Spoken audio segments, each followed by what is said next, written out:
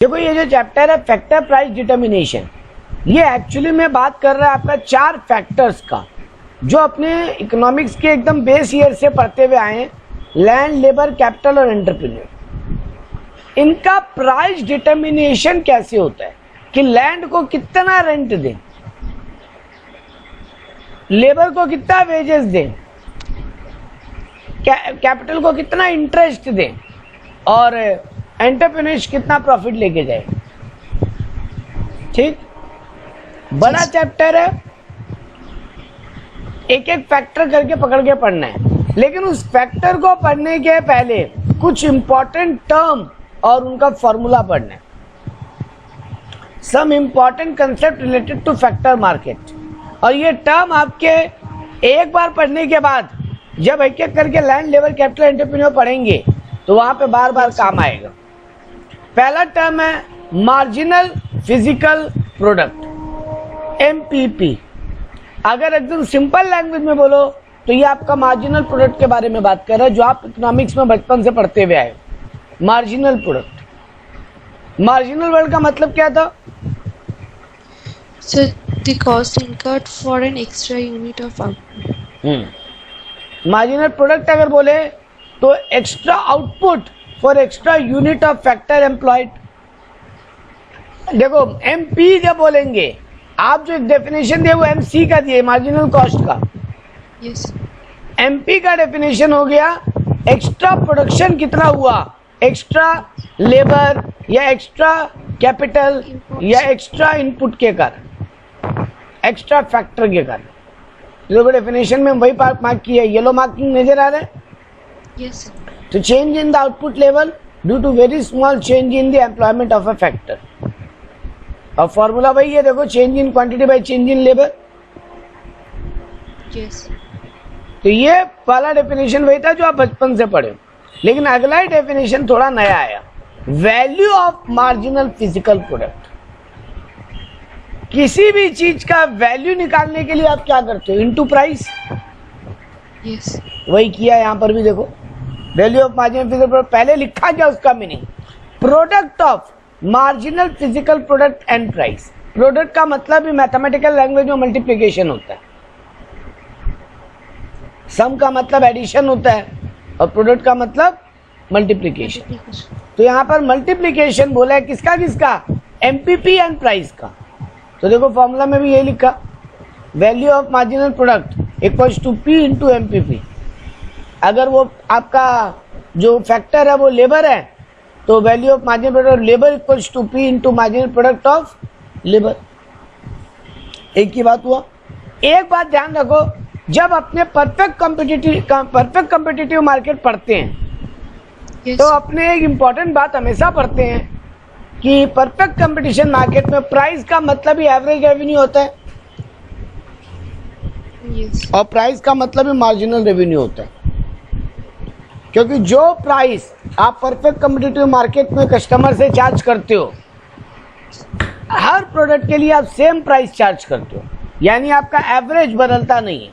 अगर पहला पीस 5 रुपये में बेचे हो तो 10 पीस भी बेचोगे तो 85 रुपया लोगे, यानी एक पीस का 5 ही रुपया लोगे। 100 पीस भी बेचोगे तो 500 रुपये लोगे, यानी एक पीस का 5 ही रुपया लोगे। ये कभी भी चेंज नहीं होता। तो यहाँ पर ये वाला बात हमेशा याद रखना कि आपको दिया हुआ है कि ये रहा V equals to average revenue. ठीक है, तो अपने VMP का फॉर्मूला ये भी बोल सकते हैं, average revenue into MPP. P की जगह एवरेज रेवेन्यू लगा सकते हैं अगर ये परफेक्ट कॉम्पिटिटिव मार्केट है। ठीक है, Yes. देखो इसका एग्जांपल में यही समझाया आपको। अगर आपका एक फैक्टर आप लेबर लगाते हो और एक लेबर को आप 200 रुपया देते हो तो और टोटल प्रोडक्ट को 18 बना के देता है तो एमपीपी कितना हुआ? पहला केस में 18, दूसरा केस में अगर 28 पीस बनाता है तो 10 और तीसरा केस में 34 पीस बनाता है अगर तीसरा फैक्टर लगने पे तो 6 पीस एक्स्ट्रा प्रोडक्शन। और वीएमपीपी कैसे निकला? कितना उसको पेमेंट कर रहे हैं, तो एमपीपी इंटू प्राइस। और देखो average revenue perfect competition market में क्या बोला था कि बदलता नहीं है, तो देखो 200 200 200, आप लेबर बढ़ा रहे हो लेकिन आपका एवरेज रेवेन्यू कम नहीं हो रहा, उतना प्राइस पर फैक्टर कम नहीं हो रहा, उतना ही दे रहे हो आप। तो 3600 18 इंटू 200, 3600 10 इंटू 200 2000, 6 इंटू 200 1200। क्लियर है? Yes. नेक्स्ट इंपॉर्टेंट डेफिनेशन आएगा marginal revenue product, MRP. Marginal revenue का मतलब आप जानते ही हो, एक्स्ट्रा पीस बेच के एक्स्ट्रा कितना कमाए। लेकिन क्या निकालना है, मार्जिनल रेवेन्यू नहीं निकालना है, खाली marginal revenue of the product निकालना है। मतलब एमपीपी इंटू मार्जिनल रेवेन्यू, एक एक्स्ट्रा पीस से कितना कमा रहे हो आप, extra production into extra production का सेलिंग प्राइस। और एक फॉर्मूला इसका क्या बन सकता है, change in total revenue bye change in labour. ये वाला फॉर्मूला भी बनता है, change in TR bye change in L, जो आपने पहले पढ़ चुके हैं। हाँ. यानी marginal revenue of the product का दो फॉर्मूला बन सकता है, या तो आपको एमपीपी पता है, एक्स्ट्रा प्रोडक्शन पता है, तो उसको मल्टीप्लाई कर लो एक्स्ट्रा रेवेन्यू से, वो एक्स्ट्रा पीस बेचने का जो रेवेन्यू आ रहा है उससे मल्टीप्लाई कर लो या तो। और अगर आपको ये दोनों की जगह ये पता हो कि टोटल रेवेन्यू कितना कमाए और टोटल लेबर कितना, एक्स्ट्रा रेवेन्यू कितना कमाए हो टोटल में और एक्स्ट्रा लेबर कितना लगा है, तो भी एमआरपी निकल सकता है, marginal revenue of the product. अब यहाँ पर देखो एक बात ये लोग कोट किया, इन अ कम्पिटिटिव मार्केट। देखो पूरा चैप्टर ना बेटा, आप जब जब हम बात करेंगे, एक बार कम्पिटिटिव मार्केट, एक बार इम्परफेक्ट यानी मोनोपोली या मोनोपोलिस्टिक मार्केट का बात करेंगे, और दोनों ही मार्केट में क्या सिचुएशन क्रिएट होता है वो पढ़ेंगे। क्योंकि आप दो ही मार्केट पढ़ते हो एक्चुअली में, परफेक्ट और इम्परफेक्ट मार्केट। परफेक्ट मार्केट में परफेक्ट कंपटीशन मार्केट आ गया, और इम्परफेक्ट मार्केट में मोनोपोली मोनोपोलिस्टिक आ गया, ओलिगोपोली भी आ सकता है, डुओपोली भी आ सकता है, सब आ गया उसके अंदर। तो यहाँ पर देखो क्या बोला, in competitive market price equals to average revenue equals to margin revenue. अपने बात पहले ही किए थे, ये डेफिनेशन ये डायग्राम बनता था ना अपना, ये प्राइस का लाइन होता था, यही मेरा एआर होता था और यही मेरा एमआर होता था, ठीक है। Yes. तो यानी अगर हम P इंटू एमपीपी, इसका मतलब क्या होता है मेरा, P इंटू एमपीपी का मतलब क्या बोलते हो आप, बीएमपी, हाँ. वैल्यू ऑफ मार्जिनल प्रोडक्ट, यही तो है इसका breakup. Yes, sir. Equals to MPP equal into MR. क्योंकि आप अभी भी बोले एआर इक्वल टू एमआर होना चाहिए परफेक्ट कंपटीशन मार्केट में, यानी ये दोनों एक दूसरे के इक्वल होने चाहिए परफेक्ट कंपटीशन मार्केट अगर है ना। हाँ. प्राइस इक्वल्स टू एआर होना चाहिए, वही इक्वल्स टू एमआर होना चाहिए। इम्परफेक्ट मार्केट में क्या होगा, इक्वल नहीं होता सर। इम्परफेक्ट मार्केट में हम लोग क्या पढ़ते हैं, price greater than MR. Yes. सो क्योंकि अपनी डायग्राम क्या बनाते हैं, ये मेरा एम का मार्जिनल रेवेन्यू का डायग्राम और ये मेरा एआर का डायग्राम, बोलते हैं ना। Yes. ये डायग्राम याद है, हाँ सर. तो ये डायग्राम आपको क्या बोलता है कि एमआर, एक बार ठीक से बनाते हैं डायग्राम, देखो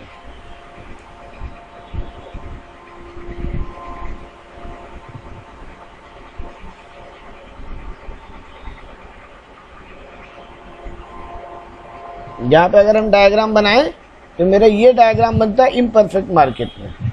ये मेरा एमआर तेजी से गिरता है, एआर थोड़ा स्लो गिरता है, यानी एआर ग्रेटर देन एमआर होता है। एआर का लाइन ऊपर है, एआर का लाइन ऊपर है एमआर से, यानी price is greater than MR. और यानी पी इंटू एमपीपी यानी VMP, value of marginal product, is greater than MR into MPP यानी मार्जिनल रेवेन्यू प्रोडक्ट। ये रहा, ये देखो, ये बात बोलना चाहता है अल्टीमेटली कि अब इसको समराइज कर देते हैं। अगर अपना परफेक्ट कम्पिटिटिव मार्केट है तो जो मेरा प्राइस होगा वही मेरा एआर होगा, वही मेरा एमआर होगा। और यानी मेरा value of marginal product equals to marginal revenue product होगा, ठीक है। और अगर ये इम्परफेक्ट मार्केट होगा तो मेरा price always greater than MR होगा, मतलब एआर ग्रेटर देन एमआर होगा, तब मेरा वैल्यू ऑफ मार्जिनल प्रोडक्ट भी greater than marginal revenue product होगा। ये अभी पूरा कहानी का नटशेल आपके एमसीक्यू के लिए। हम आपको जो नटशेल में जो बातें समझा रहे हैं ना, जी सर। वो हम आपको 2 पेज में या 3 पेज में नोट्स में पूरा लिख देंगे। अभी आप समझ लो, ये हम आपको एक पीडीएफ बना देगा जिसमें केवल ये, क्योंकि देखो इस चैप्टर का हम नोट बनाने बैठा था, यस हम बनाते जा रहे वो 40 पेज का चैप्टर 25 पेज का नोट बन रहा था धीरे धीरे। इसका हमको कोई फायदा नजर नहीं आ रहा था, क्योंकि बुक में डायग्राम चार्ट दोनों है, अब हम कॉपी में डायग्राम चार्ट लेने जा रहे हैं, उसका कोई मतलब नहीं दिख रहा था हमको। इसीलिए हम आपको पीडीएफ में मार्किंग करके आपको यहीं पे समझा रहे हैं। और हम आपको क्या करेगा, एग्जाम ओरिएंटेड आप क्या करोगे, एग्जाम में तो सर एमसीक्यू आता है, तो डायग्राम काम का नहीं है मेरे तो वहां पे तो समझने के लिए यहाँ से समझ लो, और वहां पर हम आपको क्या करेगा, ये जितनी भी बातें हम बोल रहे हैं नटशेल में उनका हम एक नोट्स बना देगा, मतलब 2 या 3 पेज में पूरा चैप्टर का आपको नोटअप कर देगा। काम का जो बात जो एमसीक्यू में काम लगता है। लेकिन खाली अगर वो नोट बना के आपको समझाता, आपको कुछ नहीं समझ में आता, आपको हम बोल देता ये 25 पॉइंट है, ये रट लो, तो उसका आपको कोई फायदा नहीं होता। तो यहाँ पर हम आपको एक्सप्लेन कर रहे हैं और उसके बाद हम इसी का पीडीएफ बना देंगे। तो अब तक हम लोग क्या क्या काम का डेफिनेशन पढ़े, पहला पढ़े मार्जिनल फिजिकल प्रोडक्ट, यानी कुल मिला के सर कुछ नहीं, इसको आप एमपी बोलिए, जिसका फॉर्मूला था change in quantity by change in labour. दूसरा इंपॉर्टेंट चीज पढ़े value of marginal physical product. ये एक नया चीज सीखे सर कि जो आप एमपी निकाले हो उसमें प्राइस या फिर एवरेज रेवेन्यू, किसी भी बात एक ही है, उससे मल्टीप्लाई कर दो, क्योंकि एआर को ही पी बोलते हैं, प्राइस ही मेरा एवरेज रेवेन्यू होता है, उसको मल्टीप्लाई कर दो एमपी से तो बीएमपी आ जाएगा, वैल्यू आ जाएगा, टोटल आ जाएगा एक तरीके से। उसके बाद हम लोग पढ़े इंपॉर्टेंट पार्ट में एमआरपी। सर कुछ नहीं, हमको एमआर पता था, एमआर क्या होता था, एक पीस का एक्स्ट्रा रेवेन्यू, एक एक्स्ट्रा पीस बेच के एक्स्ट्रा रेवेन्यू, उसमें इनटू आप एक्स्ट्रा प्रोडक्शन कर दिए, यानी एक तरीके से देखा जाए तो वैल्यू ऑफ मार्जिनल रेवेन्यू निकाल दिया, है ना। हाँ सर। हाँ, तो ये वाला 2 चीज सीखे हम लोग। उसके बाद हम लोग इसी डेफिनेशन में एक एक्स्ट्रा बात ये सीखे कि अगर ये परफेक्ट कॉम्पिटिटिव मार्केट होता तो मेरा वीएमपी इक्वल टू एमआरपी होता, लेकिन अगर ये मेरा इम्परफेक्ट मार्केट है तो वीएमपी ग्रेटर देन एमआरपी होगा। बस अब तक इतना ही बात सीखियो, ठीक है।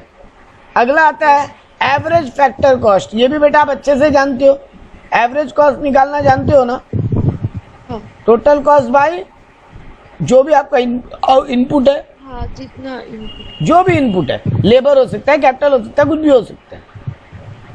तो यहाँ तो बेटा यही तो किया, देखो AFC equals to TFC by F, यानी बोला टोटल फैक्टर कॉस्ट का रेशियो निकाल रहे हैं आप विथ टोटल फैक्टर। कोई भी फॉर्मूला ना बेटा रेशियो होता है, ये दिमाग में एक सेट करो। टीएफसी बाई एफ बेटा जब बोलते थे कोई भी दुनिया में आप रेशियो बोलते हो, बोल लो current asset by current liability बोलते थे ना, एक रेशियो। तो ये क्या होता था, अगर बोलते थे करंट एसेट 3 है, करंट लायबिलिटी 1 है, तो 3:1 का रेशियो है इसका मतलब। तो यहाँ पर भी तो बेटा वही कर रहे हैं। एएफसी क्या है, टीएफसी और एफ का रेशियो, टोटल कॉस्ट और जो फैक्टर लगा उसका रेशियो है। तो ये भी आप हमेशा से पढ़ते हुए आए हो। बस यहाँ पे एक्स्ट्रा बात दिमाग में क्या सेट रखना है, ये लोग एएफसी का मतलब एवरेज वेजेस बोलना चाहते हैं, क्योंकि ये आगे जाके पूरा पार्ट लेबर से कनेक्ट होगा। तो ये आगे काम आएगा कि एएफसी का मतलब ही एवरेज वेजेस है। बेटा यहाँ पे यहाँ बोल रहा है ना एवरेज फिक्स कॉस्ट, किसका फिक्स कॉस्ट, फैक्टर का ना, मतलब लेबर का बोलना। हाँ लेबर का फिक्स कॉस्ट, यानी लेबर का फिक्स कॉस्ट क्या होता है, एवरेज कॉस्ट क्या होता है लेबर का, इसका वेजेस। वैसे ही अगला वर्ड दिया मार्जिनल फिक्स कॉस्ट। सर ये भी हमको पता ही है, मार्जिनल कॉस्ट का डेफिनेशन है ratio of change in total factor cost due to change in factor, वही change in TFC by change in F, है ना।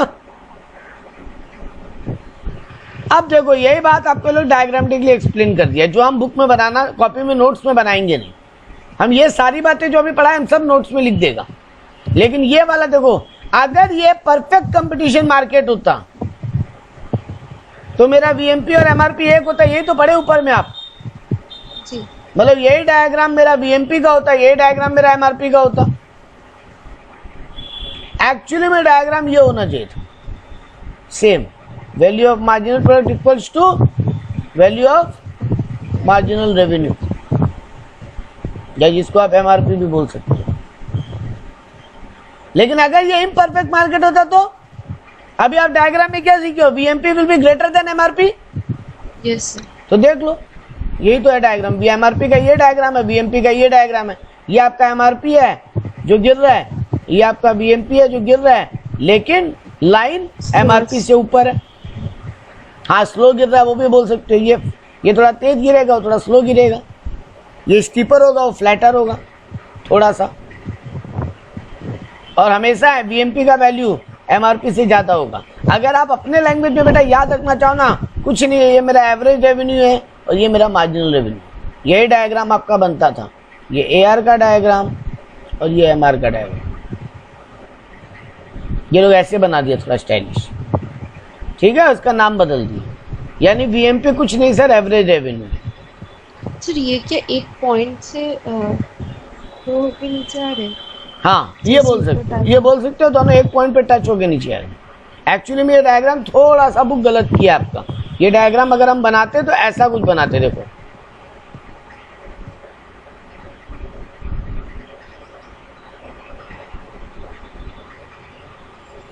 ये डायग्राम हम ऐसा कुछ बनाते हैं।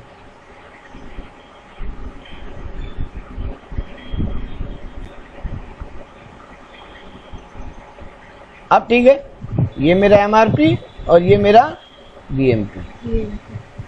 अब ठीक है, एक साथ शुरू हुए लेकिन अल्टीमेटली दोनों का गैप बढ़ता गया। क्यों गैप बढ़ता गया? क्योंकि MRP का गिरने का स्पीड तेज है और VMP के गिरने का स्पीड स्लो है, तो गैप बढ़ता गया और VMP हमेशा MRP से बड़ा होगा। ठीक है, हाँ सर। ये देखो अब यही बात। अच्छा यहाँ पर बेटा जैसे अपने AFC को एवरेज लेबर का कॉस्ट बोले थे, AW बोले थे ना ऊपर। अभी देखो ये कि AFC को AW बोल सकते हैं, ये पढ़े थे, ये रहा एवरेज। हाँ, एवरेज फिक्स कॉस्ट को एवरेज वेजेस बोल सकते हैं। यहाँ पर भी बेटा मार्जिनल फिक्स कॉस्ट को क्या बोल सकते हैं? Marginal wages. It should be noted that the factor in perfect competitive market, TFC will grow by the same amount.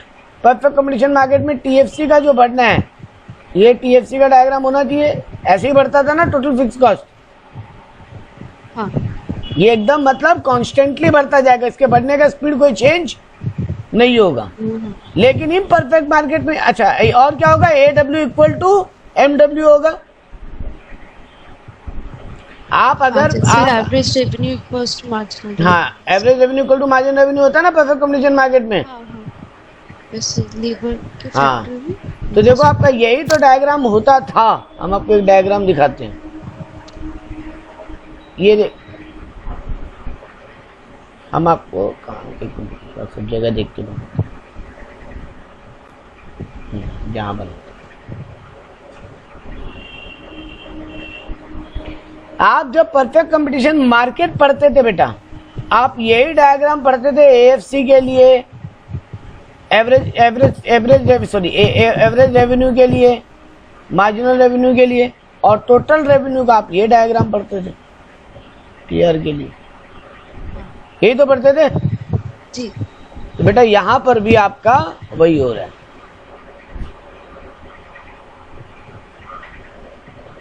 ये रहा AFC का डायग्राम, MFC का डायग्राम।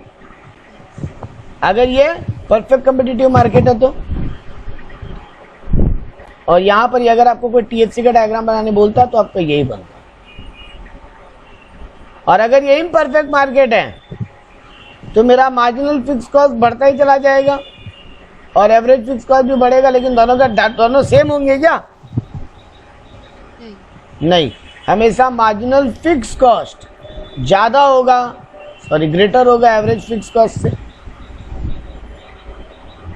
मेरा एवरेज रेवेन्यू हमेशा मार्जिनल रेवेन्यू से बड़ा होता है। हाँ, फिक्स कॉस्ट और फैक्टर कॉस्ट सेम होता है। फिक्स कॉस्ट और फैक्टर कॉस्ट, हाँ, यहाँ पे फैक्टर कॉस्ट का एवरेज फैक्टर कॉस्ट ही बोलना है उसको। यहाँ पर फिक्स्ड और वेरिएबल मिला के बात हो रहा है।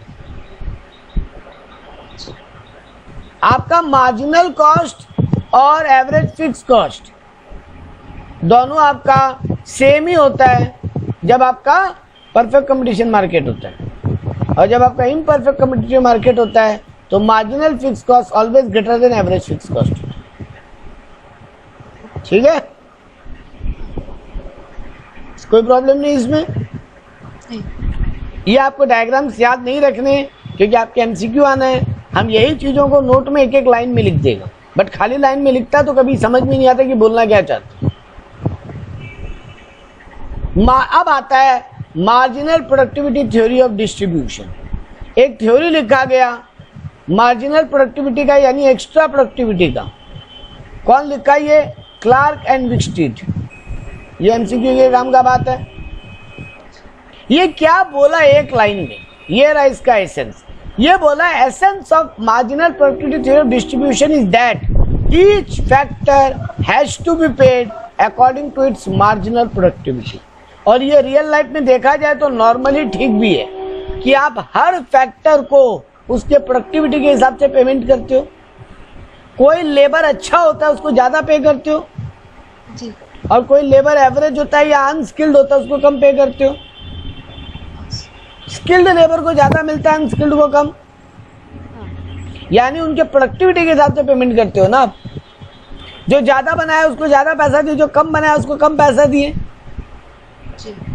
तो यही बात ये बोलना चाहता था कि marginal productivity theory of distribution का main core point, main essence है that each factor has to be paid according to its marginal productivity. जिसका एक्स्ट्रा प्रोडक्टिविटी ज्यादा है उसको ज्यादा पे करोगे, जिसका एक्स्ट्रा प्रोडक्टिविटी कम है उसको कम पे करोगे। लेबर चैप्टर पढ़े हो ना कॉस्टिंग में?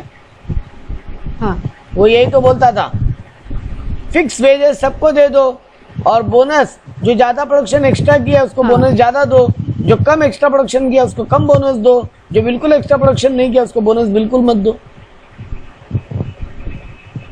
है ना जी, यही कहानी यहाँ पर है। The theory determine the factor price and factor employment at the equilibrium. ये थ्योरी आपको इक्विलिब्रियम पॉइंट निकालने में हेल्प करता है। किसके किसके बीच का equilibrium point? Price and factor employment. कितना प्राइस दें कितना फैक्टर के लिए, ताकि मेरा ऑर्गेनाइजेशन को मैक्सिमम सेटिस्फैक्शन यानी इक्विलिब्रियम पॉइंट मिले, मैक्सिमम प्रॉफिट। तो देखो, profit maximising factor, employment and price, यही ये कैलकुलेट करने में मदद करता है। नेक्स्ट बोला total revenue earned bye the firm is distributed among the factor of production. That is, आप जो भी एक फर्म टोटल रेवेन्यू कमाता है बेटा, आप एक बिजनेस चलाते हो और मान लो आप 1 लाख रुपया कमाए। हाँ, आपका ऑर्गेनाइजेशन 1 लाख रुपया का कमाया नहीं बोलेंगे, सेल किया, रेवेन्यू। ठीक है, अब बताओ उस 1 लाख रुपया को आप क्या करोगे? आप माल बेच के 1 लाख रुपया लेके आए हो, प्रॉफिट नहीं बोला बेटा, माल बेच के 1 लाख रुपया लेके आए हो। उसमें प्रॉफिट नहीं है। हम ये प्रॉफिट नहीं बोला, एक बार हम बोला आप सामान बेचे, आप 10,000 पीस बनाए थे अपने फैक्ट्री में, आप 10 रुपया करके बेचे, तो आपका 1 लाख रुपया का रेवेन्यू हुआ ना। रेवेन्यू मतलब सेल होता है। जी, अब आप उस 1 लाख रुपया का क्या करोगे? लेबर को वेजेस देंगे। लेबर को वेजेस दोगे, वेरी गुड। फिर रेंट, लैंड को रेंट दे दोगे, कैपिटल को इंटरेस्ट दे दोगे, और बाकी अपना प्रॉफिट रख लोगे। यानी सर सारा फैक्टर्स को पेमेंट कर देंगे, क्योंकि प्रॉफिट भी, एंटरप्रेन्योरशिप भी एक फैक्टर ऑफ प्रोडक्शन ही है। तो सर जो भी कमाएंगे, जो भी बेच के पैसा आएगा, वो सारे फैक्टर्स में डिस्ट्रीब्यूट कर देंगे। तो यही तो ये थ्योरी समझा रहा, marginal productivity theory of distribution. ठीक है, ये थ्योरी कुछ एजम्पशन लिया। क्या एजम्पशन लिया? That perfect competition in the factor market, सारे फैक्टर के बीच में आपस में परफेक्ट कंपटीटिव मार्केट है। Perfect competition in the product market, सारे प्रोडक्ट के बीच में भी प्रॉपर कंपटीशन है, एकदम परफेक्ट मार्केट है। डिमिनिशिंग मार्जिनल प्रोडक्टिविटी, कोई भी हो, चाहे वो लैंड हो चाहे लेबर हो, आप जैसे जैसे फैक्टर को इंक्रीज करते हो उसका प्रोडक्टिविटी कम होता जाता है। यही तो बोलता था आपका डिमिनिशिंग मार्जिनल यूटिलिटी वाला कंसेप्ट, जितना ज्यादा कंजम्पशन करेंगे उतना मेरा यूटिलिटी कम होता जाएगा। हाँ, वैसे ही जितना ज्यादा फैक्टर बढ़ाएंगे उतना मेरा उसका प्रोडक्टिविटी। अरे भैया एक लेबर है बेटा आपके पास, वो 4 घंटा काम किया, हाँ, अब वो 6 घंटा काम किया, एक बार के लिए प्रोडक्टिविटी बढ़ेगा। लेकिन अब आप उसको 8 घंटा काम का है और थोड़ा प्रोडक्टिविटी बढ़ेगा। हाँ, आप उसको 12 घंटा काम कराना स्टार्ट किए और थोड़ा प्रोडक्टिविटी बढ़ेगा। नहीं फिर तो घटना हाँ, start एक टाइम के बाद सर घटना चालू हो जाएगा, क्योंकि अब वो टायर्ड हो रहे हैं। fatigue factor। फटीग फैक्टर है और लेजर फैक्टर भी है। आप उसको जितना एक्स्ट्रा काम कराओगे उसके लिए एक्स्ट्रा पैसा भी दे रहे हो उसको, जी, तो अब वो चाहेगा ना मेरा कमाई बढ़ रहा है तो हम भी आराम करें, घूमे फिरे, खाए पिए, हाँ, तो वो काम में टाइम कम देना चाहेगा क्योंकि उसके पास पैसा बढ़ रहा है। जी, तो कोई एक फैक्टर, बहुत सारे फैक्टर है जिनके कारण अल्टीमेटली प्रोडक्टिविटी डिमिनिश होता जाता है। जितने जितने फैक्टर बढ़ते जाते हैं उतना उसका प्रोडक्टिविटी कम होता जाता है। ठीक, ये भी एक एजम्पशन लेके चला। होमोजेनिटी, सारे फैक्टर इक्वल क्वालिटी के होंगे, मतलब लेबर नंबर 1 भी उतना ही प्रोडक्टिव है जितना लेबर नंबर 10 है, मतलब सबका क्वालिटी सेम है। ये भी एक एजम्पशन लिया। परफेक्ट डिविजिबिलिटी है, मतलब आप सारे फैक्टर को छोटे छोटे टुकड़ों में बांट सकते हो इजीली। फैक्टर मोबिलिटी, एक फैक्टर आराम से दूसरा जगह ले जाया जा सकता है। ठीक है, और प्रॉफिट मैक्सिमाइजेशन, ऑर्गेनाइजेशन का गोल हमेशा प्रॉफिट मैक्सिमाइजेशन होगा। और प्रोडक्ट एग्जॉस्शन, टोटल प्रोडक्ट धीरे धीरे एग्जॉस्ट होने लगता है, खत्म होने लगता है। ये कुछ एजम्पशन लिया ये थ्योरी। ठीक है, बोला the theory tells us that each factor should remunerate according to its marginal product. हर फैक्टर को आप उतना ही पेमेंट करोगे जितना उसका मार्जिनल प्रोडक्टिविटी है। A firm will continue employ of a factor up to the extent where the value of marginal product of the last unit equal to the remuneration of variable factor। आखिरी unit से भी आपको उतना ही productivity मिले जितना आप payment कर रहे हो। मतलब याद करो, एक थ्योरी पढ़ते थे मार्केट वाला चैप्टर में कि आपका ये हाँ मार्जिन यूटिलिटी वाला चैप्टर में पढ़ते थे ना, margin utility equal to price होना चाहिए, margin utility of X equal to price होना चाहिए। हाँ, वैसे बेटा यहाँ पे पढ़ रहे हैं marginal productivity of labour equal to price होना चाहिए। आप लेबर को उतना ही तो पे करोगे जितना आपको बेनिफिट दे रहे हैं। जी, तो आप ये वाला बात भी ये लोग एज्यूम करके चलो। तो देखो यहाँ पर इस चार्ट से इसी बात को समझाया। फिर मान लो आप पहला लेबर लगाए, आपको 40 पीस बना के दिए, तो अगर 0 लगा रहे थे तो 0 पीस बन रहा था। हाँ, तो एक्स्ट्रा कितना बना 0 के बाद 40, मार्जिनल प्रोडक्टिविटी 40। ठीक है, मान लो आप 10 रुपया लेबर को देने को तैयार थे, तो आप उस लेबर को 400 रुपया दोगे क्योंकि वो 40 पीस बनाया। ठीक है, हाँ, नहीं ये कंपनी को वैल्यू मिल रहा है, सॉरी, और आप लेबर को रेम्यूनरेशन 200 रुपये पे कर रहे हो। ठीक है, remuneration to the variable factor आप कितना दे रहे हो? 200 रुपया। 200, तो देखो पहला प्रोडक्ट से आपको कंपनी को कितना का बेनिफिट मिल रहा है? 400, और आप लेबर को कितना पे कर रहे हो? 200। आप और लेबर लगाओगे, सेकंड लेबर भी लगाए आप। हाँ, अब आपका टोटल प्रोडक्शन 75 पीस हुआ, तो कितना बढ़ा पहले से? 35। आपको 10 रुपया का बेनिफिट मिल रहा है एक प्रोडक्ट से। आपका वैल्यू यानी सेलिंग प्राइस AR,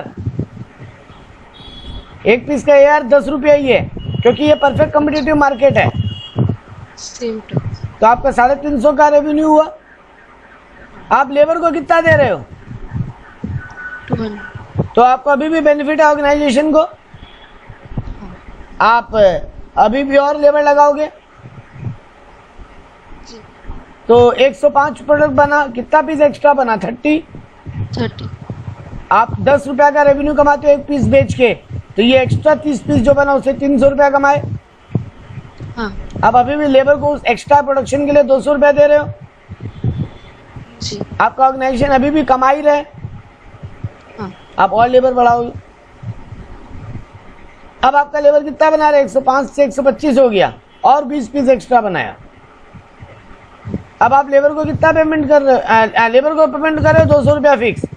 आपका रेवेन्यू कितना हो रहा है? 10 × 20 पीस, 200 रुपया का कमाई हो रहा है आपको ये एक्स्ट्रा प्रोडक्शन बेच के। हाँ आपका remuneration equal to marginal productivity आ रहा है। जी सर। चलो ठीक है, एक बार 5वां पीस भी देखते हैं, फिर हमको जो बात बोलना वो बोलेंगे हम। 5वां पीस, अब एक और लेबर बढ़ा दिया आप। अब आपका लेबर बना रहा है 10 पीस एक्स्ट्रा, ये नया वाला लेबर 10 पीस एक्स्ट्रा बना रहा है, 125 से 135 हो गया। ये 10 पीस आप 10 रुपया करके बेचे, आप एक्स्ट्रा कितना कमाए? 100 रुपया, है ना? Yes sir. हाँ और आप लेबर को कितना दे रहे हो? नया वाला लेबर को भी। 200। तो अब आप ये वाला काम करोगे क्या? नहीं करोगे, आप 4th लेबर पे ही रुक जाओगे। तो इसीलिए तो ये बोलता है कि मेरा, एक मिनट आ रहा है आपका बात पे, हम समझ गए आपका लेकिन क्यों आ रहा है। आप हमको 2 मिनट दो, हम आपको लेकिन का एक लाइन में एग्जांपल बोलेंगे, आप समझ जाओगे। यानी मेरा marginal productivity equal to price अगर हो रहा है, marginal productivity level equal to price, वहीं पे हम स्टॉप कर जाएंगे। अभी तक जो समझे, है ना? जी सर। अब आपका हाँ। लेकिन पे आते हैं। आपके मन में आ रहा होगा सर कंपनी पहले ही क्यों नहीं रुक जाएगा, इक्वल करा के क्या फायदा?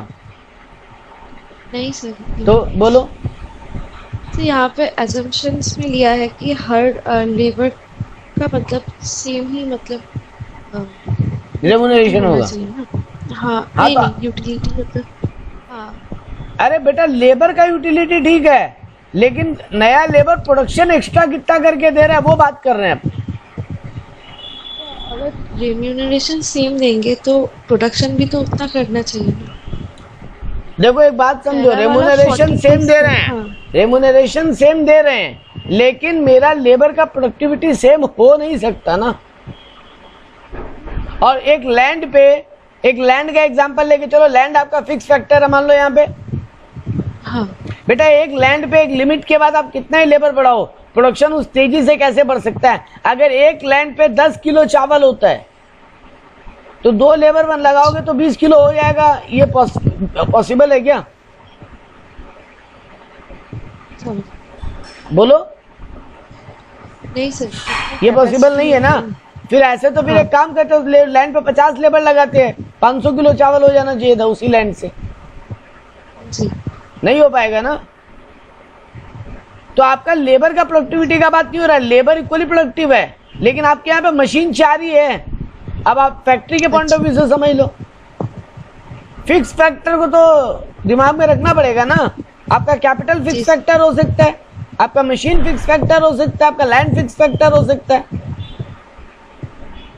यस। आप लेबर बढ़ा रहे हो, प्रोडक्शन बढ़ेगा लेकिन अब उतना तेजी से नहीं बढ़ेगा। और एक पॉइंट के बाद अगर यही लेबर और बढ़ाते तो हो सकता है प्रोडक्शन नेगेटिव हो जाता। यही तो पढ़ते थे डिस्कस्ड इन। हाँ, मार्जिनल प्रोडक्टिविटी में, ये एमपी में यही तो पढ़ते थे। मार्जिनल प्रोडक्ट जब चैप्टर पढ़ते थे नॉर्मल 11-12 वाला इकोनॉमिक्स में, जी कि एक लेवल के बाद मेरा प्रोडक्टिविटी नहीं, उल्टा वहां पे लेबर लगने वाला था 8, आप खड़ा कर दियो 12, तो अब तो धक्का धुक्की होगा, जगह कम होगा, काम ही नहीं होगा। तो सीधा सा बात, प्रोडक्टिविटी ऑफ लेबर नहीं चेंज हो रहा है, लेकिन आपका एक कैपेसिटी जो है फिक्स फैक्टर का, उसके कारण आपका टोटल प्रोडक्शन बढ़ेगा लेकिन उस स्पीड में नहीं बढ़ेगा। समझे? तो कंपनी हमेशा वहां स्टॉप करना चाहेगा जहां marginal production equal to price हो, एक्स्ट्रा प्रोडक्शन इक्वल टू जितना लेबर को दे रहे हैं वहां तक। अब आपके मन में आ सकता था सर 200 रुपया में माल बेचा और 200 रुपये लेबर को दे दिया तो कंपनी क्या कमाया? तो बेटा एक चीज समझो, हम एक्स्ट्रा प्रोडक्शन का बात कर रहे हैं। कंपनी 1 लाख पीस जो बना रहा था उसमें तो कमा ही रहा था, तो कंपनी हमेशा चाहेगा मेरा एक्स्ट्रा प्रोडक्शन होता रहे, भले इक्वल टू लेबर भी, मतलब equal to variable factor payment भी करें हम, तो भी हम प्रोडक्शन करते रहे ताकि मार्केट में मेरा वॉल्यूम बढ़े, मेरा मार्केट कैप्चराइजेशन बढ़े। तो कंपनी ये काम करेगा कि जब तक एक्स्ट्रा प्रोडक्शन एक्स्ट्रा पेमेंट के इक्वल रहे, marginal revenue equal to marginal price हो, तब तक हमको कोई दिक्कत नहीं। और एक बात आप भूल रहे हो, ये जो रेवेन्यू ले रहे हो उसमें प्रॉफिट एलिमेंट तो घुसा हुआ ही है ना, क्योंकि जब अपने बोलते हैं फैक्टर ऑफ प्रोडक्शन, अपना चौथा फैक्टर क्या होता है? प्रॉफिट। एंटरप्रेन्योर मतलब प्रॉफिट। पेमेंट वाइज बात करें तो आपका वो एक्स्ट्रा फैक्टर कुछ तो कमा ही रहा है, ठीक है? तो ये पॉइंट आपको समझाने के लिए था कि आप कहां रुक जाओगे। ये देखो, ये डायग्राम से समझाया।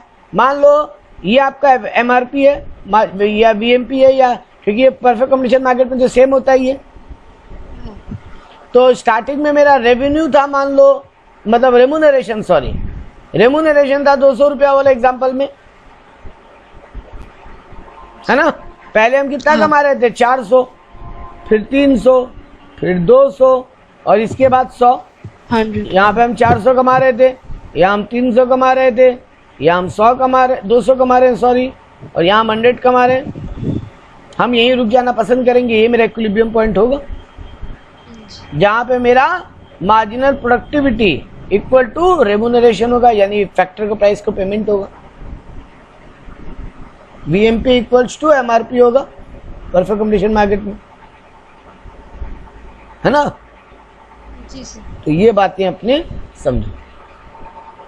इसका नोट में 2, 3 या 4 पॉइंट बनेगा, वो हम लिख देंगे।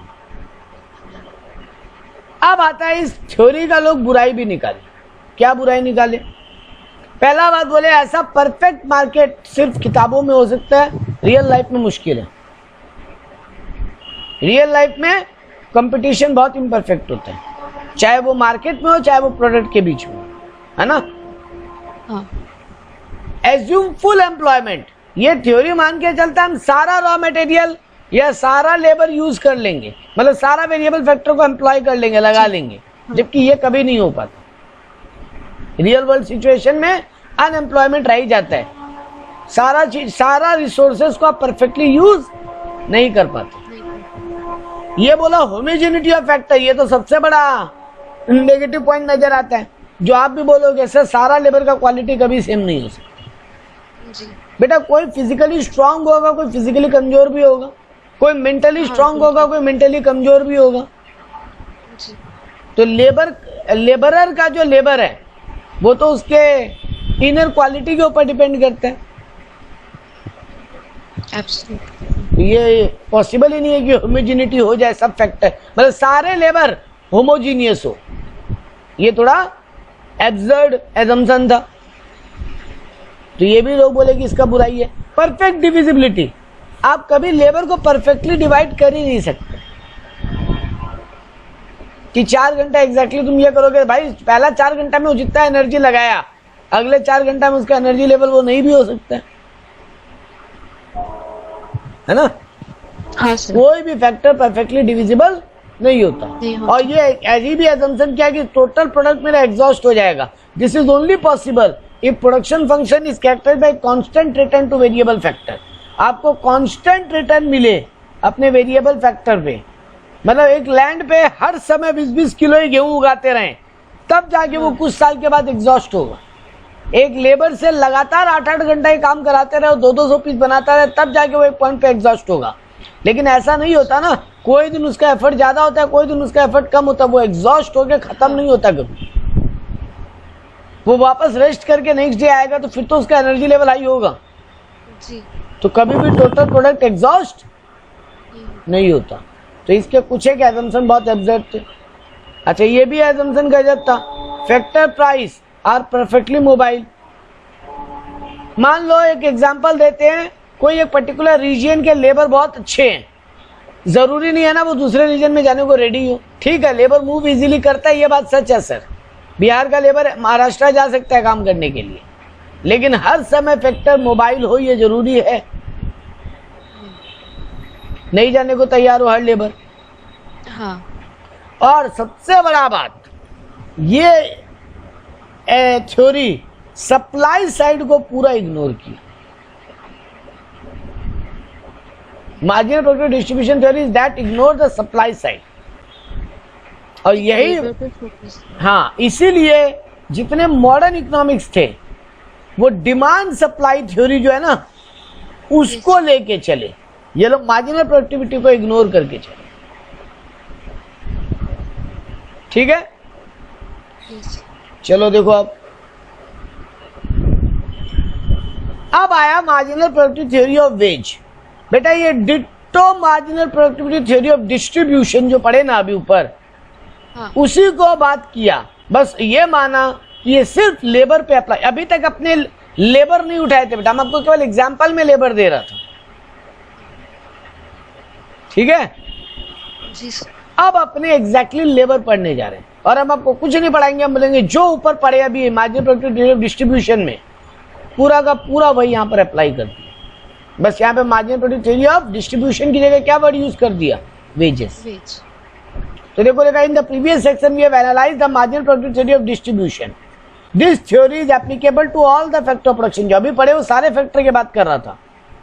However, the marginal productivity theory is confined only to the factor of labor. Marginal productivity theory जो है सिर्फ लेबर का बात करता है, बेसिक एसेंस वही है, each factor to be paid according to its marginal productivity. ऊपर में बात कर रहा था रेंट का भी, लेबर का भी, यानी वेजेस का भी, इंटरेस्ट का भी, प्रॉफिट का भी, ऊपर सबके फैक्टर के बारे में बात कर रहा था जी। और अब अकेला वेजेस के बारे में बात की, तो इसी का थ्योरी का नाम हो गया marginal productivity theory of wages.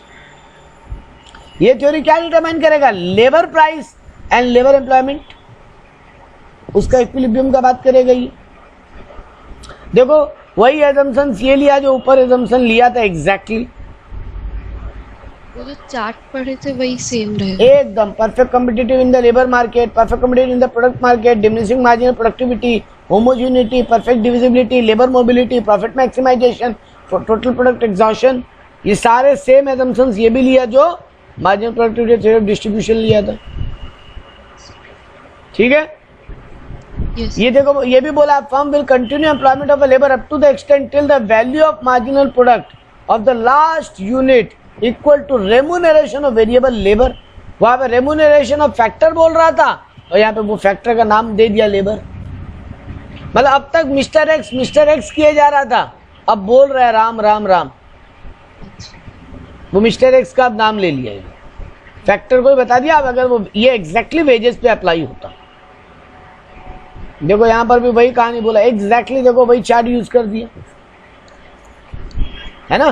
चौथा फैक्टर में 200 रुपये आपका रेवेन्यू आ रहा है, 200 रुपये आप लेबर को रेम्यूनरेशन दोगे, यहाँ पे रेम्यूनरेशन टू लेबर बोल दिया, वहां पे रेम्यूनरेशन टू फैक्टर किए जा रहा था। वहां पर भी ये लाइन बोला था, हम यहाँ पर फिर मार्क किए इसको, मार्केट इज कम्पिटिटिव अगर तो P इक्वल टू MPP, यानी MR equals to MR into MPP, यानी VMP इक्वल टू MRP होगा।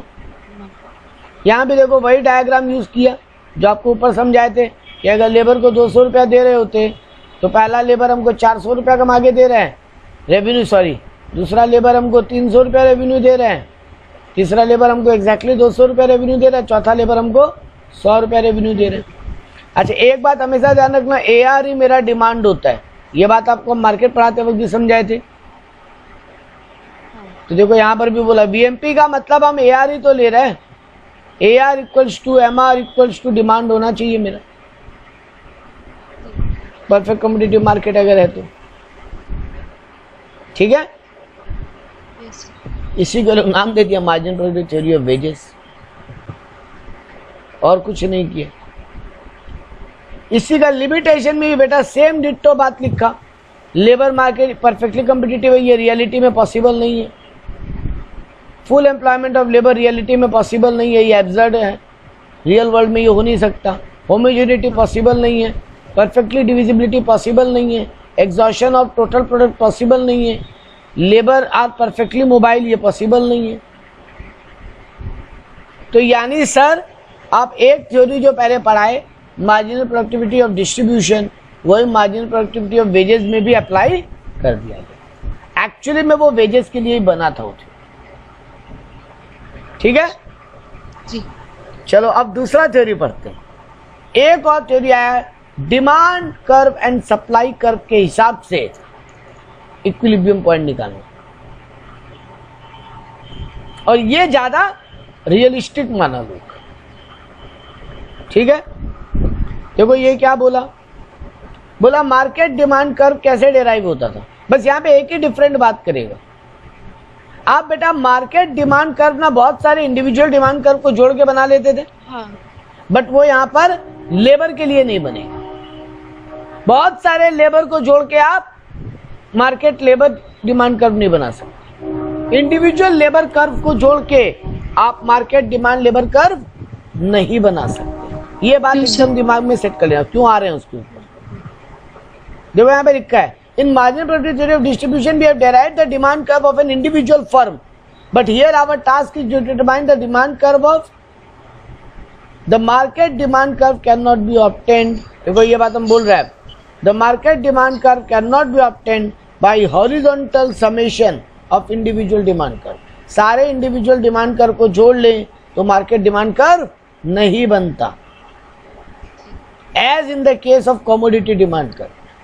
आप जो 11 में इकोनॉमिक्स पढ़े हो या सेमेस्टर 1 में इकोनॉमिक्स पढ़े हो, हाँ, उसमें आप प्रोडक्ट का डिमांड पढ़ते थे ना, हाँ। यहाँ पर आप लेबर का डिमांड पढ़ने जा रहे हैं। तो लेबर का डिमांड कर्व, लेबर का मार्केट डिमांड कर्व कमोडिटी के मार्केट डिमांड कर्व की तरह इंडिविजुअल डिमांड कर्व से डेराइव नहीं हो सकता। ठीक है, ये आपके एमसीक्यू के काम का बात। रीजन आएंगे, अभी रीजन पे आएंगे, 10 मिनट दो आप रीजन तक पहुंच जाओगे। देखो यहाँ पे ये बात को एक्सप्लेन कैसे किया, बोला this can be explain through figure 3.7। ये जो फिगर बनाया इससे एक्सप्लेन किया। Let the factor of labour be L, ये लोग एल माना लेबर फैक्टर।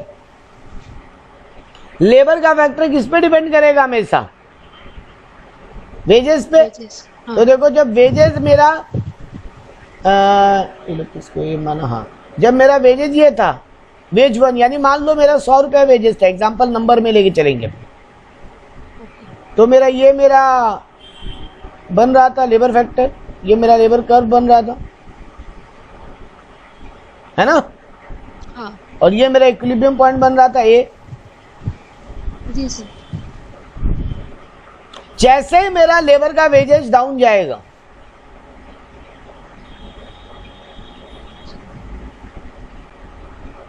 मेरा लेबर का सप्लाई नॉर्मल तो बढ़ेगा ही बेटा, और भी बहुत सारे रीजन होंगे जिसके कारण लेबर का फैक्टर और भी थोड़ा बढ़ जाएगा। इंडिविजुअल लेबर का सप्लाई उसके बहुत सारे पर्सनल फैक्टर पे भी डिपेंड करेगा ना।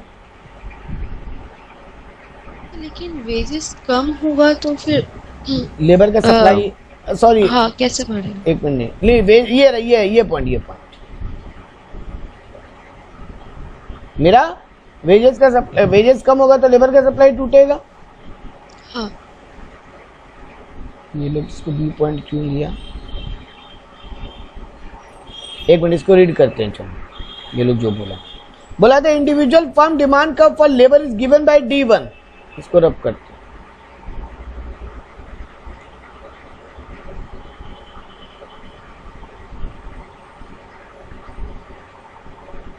ये लोग बोला था individual firms demand curve labour is given by D1, ये मेरा D1 लेबर कर्व है। जब मेरा वेज रेट ये the initial wage rate is given by W1, हाँ तो हम भी ये लिए थे कि मेरा W1 मान लो 100 रुपया मेरा वेजेस है। At this wage rate the firm employs L1 labour, हाँ बिल्कुल L1 लगा रहे हैं हम। Unit of labour to stay at the point A, ये मेरा इक्विलिब्रियम पॉइंट पे स्टे करने के लिए हम L1 लेबर लगाएंगे, मान लो हम 1 लेबर लगाएंगे, 1 घंटा मेहनत करेंगे, यहाँ पे आवरली ले लो। At the wage rate now something we can determine the total demand of labour at wage rate W1, the wage labour combination of market is given A। ये मेरा A नाम का इक्विलिब्रियम पॉइंट बनेगा अगर मेरे को ये इंफॉर्मेशन अवेलेबल हो। नाउ अगर बोल रहे हैं let's say wage rate fall to W2, मतलब मेरा वेज रेट गिर जाए, 100 रुपए की जगह 50 रुपया हो जाए, the firm will move to point B. अच्छा, ये फर्म के पॉइंट से बात कर रहा है बेटा, अच्छा, फर्म के पॉइंट से बात कर रहा है। The firm will move to point B along with D1, वो D1 पे ही फर्म क्या करेगा अपना, वेज रेट कम होगा तो वो और लेबर रखने को तैयार हो जाएगा, क्योंकि उसको लगता है कम पैसा में ज्यादा लेबर मिल रहा है, रख लो। हाँ, ये फर्म के पॉइंट ऑफ व्यू से बात की है। अच्छा, और मार्केट तो हमेशा सप्लायर के पॉइंट ऑफ व्यू से बात करता है ना। जी सर, हाँ, तो इसीलिए लोग बात किया कि मेरा ये थोड़ा सा बढ़ के हम 2 लेबर भी रखने को रेडी हो जाएंगे। जब 100 रुपया था हम 1 ही लेबर रखने को तैयार था केवल, हाँ, लेकिन जैसे मार्केट में वेज रेट 50 रुपया हो जाएगा, लेबर सस्ता में अवेलेबल होगा, हम लेबर 2 भी अपॉइंट करना चाहेंगे और मेरा इक्विलिब्रियम पॉइंट कहाँ पे आ जाएगा, ये बी पे, yes sir, along with D1। वो D1 कर्व पे रहेगा, क्योंकि प्राइस जो है बेटा वो कर्व को केवल मूव करता है, शिफ्ट नहीं करता, है ना। लेकिन यहाँ पे तो D2 का बन, वो एक नहीं, ये लोग इस बी का बात कर रहे हैं, बी स्टार, ये ठीक है। ये लोग बोले हम 2 लेबर लगाने को तैयार हो जाएंगे, लेकिन क्योंकि हम लेबर का, हम वेजेस कम होने पे ज्यादा लेबर लगाने को तैयार है, लेकिन लेबर उतना अवेलेबल तो फिर नहीं होगा ना, क्योंकि कम वेजेस में बहुत लोग काम नहीं करना चाहेगा। अच्छा, तो देखो यहाँ पे बोला, और हम L2 स्टार लगाने को तैयार हो जाएंगे, मतलब ये वाला एम्प्लॉय करने को तैयार हो जाएंगे। However, in reality, other thing will not be remain same. Due to the fall in the wage rate, all the firm in the market raise their demand for the labor. सभी लोग तो demand बढ़ा देंगे, सिर्फ आप अकेले firm थोड़ी बढ़ाओगे। Yes, and employment increase, और मार्केट में जॉब अवेलेबल ज्यादा हो जाएंगे, है ना। Thus the supply of output rise leading to a downward of rightward and shift of the supply curve. अब जैसे ही अदर फैक्टर का इंपैक्ट आएगा, आपका लेबर कर्व शिफ्ट हो जाएगा ना। यस, तो ये आपके लेबर इतने ही अवेलेबल होंगे। तो यहाँ पर बोलना ये चाहता था पूरा कहानी में कि मान लो आपका एक फर्म है जहाँ पे 100 रुपया वेजेस में आप 1 लेबर रखने को तैयार थे, जैसे ही 50 रुपया वेजेस होगा आपका फर्म ज्यादा लेबर रखने को तैयार हो जाएगा, हाँ, आपका डिमांड कर्व ऊपर की तरफ शिफ्ट हो जाएगा, लेबर का जी सर, मूवमेंट होगा, सॉरी, क्योंकि प्राइस के कारण केवल मूवमेंट होता है, हाँ, और अदर फैक्टर्स से शिफ्ट होता है। हाँ, अब हुआ ये कि जैसे ही लेबर का प्राइसेस डाउन गया, सिर्फ आपका फर्म नहीं, मार्केट में जितने और भी फर्म है वो फैक्टर भी इम्पैक्ट करना स्टार्ट करेंगे, यस, यानी अदर फैक्टर का भी इन्वॉल्वमेंट आएगा। जैसे ही अदर फैक्टर का इन्वॉल्वमेंट आता है, शिफ्ट होता है कि मूवमेंट शिफ्ट होता है, शिफ्ट होता है। लेफ्टवर्ड्स, हाँ, हाँ। लेफ्टवर्ड राइट, तो this is responsible for reduction in price, as a result VMP will also fall, the demand curve will shift to D2 from D1, so the firm's equilibrium point is not B star, it will be B only, मतलब ये वाला equilibrium point बनेगा B star नहीं। ओह, तो यानी sir market में सिर्फ मेरे फैक्टर इम्पैक्ट नहीं करेंगे, यानी सर ये लोग अल्टीमेटली बात ये लाना चाहा कि कभी जब जो लॉ ऑफ डिमांड जो बोलता था कि other factor remaining constant, other factor remaining constant, हाँ, ये लोग बोला ये पॉसिबल नहीं है रियल वर्ल्ड में कि प्राइस अप डाउन के कारण अदर फैक्टर कांस्टेंट रह जाए, अदर फैक्टर भी तुरंत इम्पैक्ट करते हैं, जिसके कारण हम जितना डिमांड बढ़ाए उतना डिमांड नहीं भी बढ़ सकते। बात समझ में आया? यस। तो ये लोग ये बोला, इसीलिए ये लोग बोला कि नॉर्मल कमोडिटी की तरह यहां पर हम लोग डिटरमाइन नहीं कर सकते। देखो यहां पे लिखा now summarising all the firms horizontally we will get B star. सारे फर्म को अगर हम ले लें तो हमको एक नया पॉइंट मिल जाएगा। The total veg labour employment combination in the market is W2, wage rate is by B, the locus point is AB, such point yield the market demand curve DD। तो देखो ये बना मेरा मार्केट डिमांड कर्व नया, ये उतना मेरा move नहीं किया जितना हम प्लान कर रहे थे। ठीक है, हम जो लंबा गैप मूव प्लान कर रहे थे वो ये लंबा गैप नहीं किया, ये छोटा गैप। ठीक है, यानी बाकी फैक्ट अगर आप एक लाइन में समराइज करना चाहो तो सर मेरा मार्केट डिमांड, आप जो पूछे ना रीजन पहले वाला में कि क्यों नहीं हम प्रोडक्ट की तरह ही लेबर भी डिमांड कर्व निकाल सकते हैं, market demand individual demand curve को ऐड करके, क्योंकि यहाँ पर अदर फैक्टर का भी इम्पैक्ट को ये लोग एक साथ लिया, जो कि आपका नॉर्मली लॉ ऑफ डिमांड नहीं लेता था। आपका लॉ ऑफ डिमांड हमेशा बोला कि आपका बाकी फैक्टर कांस्टेंट रहेगा, सिर्फ प्राइस मूव करेगा, या फिर प्राइस कांस्टेंट रहेगा बाकी फैक्टर मूव करेंगे। बट यहां क्या हो रहा है, सारा का मूवमेंट एक साथ ले ले रहे लोग कि प्राइस भी मूव करेगा और बाकी फैक्टर भी मूव करेगा। ठीक है, यस। वैसे ही बोला मार्केट सप्लाई कर्व भी निकालो, तो देखो लिखा था main focus which are likely to affect market supply of labour. Market supply भी बहुत सारे फैक्टर से इंपैक्ट होता है, सप्लाई भी सिर्फ प्राइस के कारण मूव नहीं करेगा रियलिटी में। तो देखो यहाँ पे बोला वेज रेट एक फैक्टर होगा, यानी आप जो बोलना चाहते हो प्राइस एक फैक्टर होगा, हाँ, साथ में साइज ऑफ पॉपुलेशन भी एक फैक्टर होगा। लेबर का प्रेफरेंस, लेबर मेहनत चाहता है कि अभी आराम चाहता है, वो भी एक फैक्टर होगा।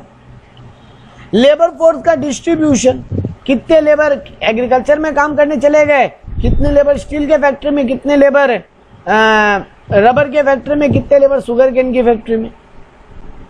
तो डिस्ट्रीब्यूशन ऑफ लेबर भी एक फैक्टर होगा। और लेबर कितना पार्टिसिपेट करना चाहता है काम में, वो भी एक फैक्टर होगा। वो बोल रहा नहीं भाई हम तो 8 घंटा काम करके घर जाएंगे, हमको बोनस वोनस नहीं करना। तो यानी सर बहुत सारे फैक्टर इंपैक्ट करेंगे सप्लाई को भी। The other determination are treated as shift factor, whereas the change in labor supply curve will subject to change। यानी प्राइस के कारण मूव करे उसको मूवमेंट बोलेंगे, और अदर फैक्टर के कारण मूव करे उसको शिफ्ट बोलेंगे। ये बात तो आप इकोनॉमिक्स के बचपन से पढ़ते आ रहे हो, इसमें नया क्या है? हाँ। तो यहां पर भी फिर बोला as the wage rate increase he can increase the supply of labour hour in order to earn more labour income, और he can prefer leisure and work less. Labour दो डिसीजन ले सकता है। अगर आप वेज रेट इंक्रीज कर दो तो वो या तो लेबर सप्लाई बढ़ाएगा ताकि ज्यादा कमा ले, या फिर लेबर सप्लाई कम कर देगा, नहीं काम कम करेगा आराम करने के लिए। यही तो होगा दो में से एक। हाँ। अब ये दो में से एक कैसे होगा सर? पहले क्या होगा सर? इनिशियल टाइम में वो काम ज्यादा करना चाहेगा, और धीरे धीरे जब टाइम पीरियड आगे बढ़ता जाएगा, जब उसका कमाई बढ़ता जाएगा, तो फिर वो काम कम और आराम ज्यादा करना चाहेगा। तो देखो यहाँ पे यही लिखा, at the increase wage rate to ensure previous wage income initially he will prefer to work more hour with the increase in wage rate. जब आप वेज रेट बढ़ाओगे तो वो इनिशियली ज्यादा घंटा काम करना चाहेगा। Here income effect dominate the substitution effect. अब यहाँ पर दो क्वेश्चन आता है आपके एमसीक्यू के पॉइंट ऑफ व्यू से, एक इनकम इफेक्ट और एक सब्स्टिट्यूशन इफेक्ट।